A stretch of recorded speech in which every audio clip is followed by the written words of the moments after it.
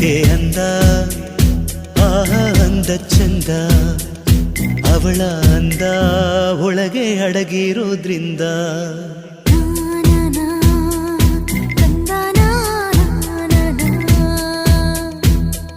ಸೀರೆಯಲ್ಲಿ ಹೆಣ್ಣು ಬೆಣ್ಣೆ ಆಹ ಬೆಣ್ಣೆಯಂತೆ ಕರಗಿ ಹೋಗೋ ಆ ಹೃದಯದಂತೆ